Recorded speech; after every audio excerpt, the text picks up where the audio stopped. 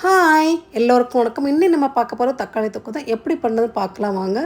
தேவையான தக்காளி நம்ம அலசி எடுத்து வச்சுக்கலாம். அது போக எண்ணெய் தாளிக்கிறதுக்கு எண்ணெய் ப்ளஸ் கடுகு உளுத்தம் பருப்பு, வத்தல் பொடி 4 வத்தல் கிள்ளி வச்சுக்கலாம். அது போக எக்ஸ்ட்ரா 2 ஸ்பூன் உளுத்தம் பருப்பு தனியாக எடுத்து வச்சுக்கலாம். ஏன்னா அது வாசமாக இருக்கும் பாருங்கள்.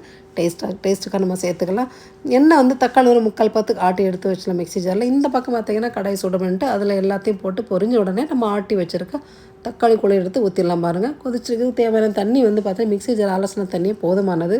தேவையான உப்பை போட்டு கொதிக்க வச்சுட்டு கொதிச்சுட்டு இருக்கும்போது நம்ம வத்தல் பொடி சேர்த்துக்கலாம். வத்தல் பொடி சேர்த்து கொதித்த உடனே எண்ணெய் பிரிஞ்ச உடனே கருவேப்பிலை போட்டு இறக்கிடலாம் பாருங்கள். இது 2 நாள் வெளியில் வச்சா கூட கிடவே கிடாது.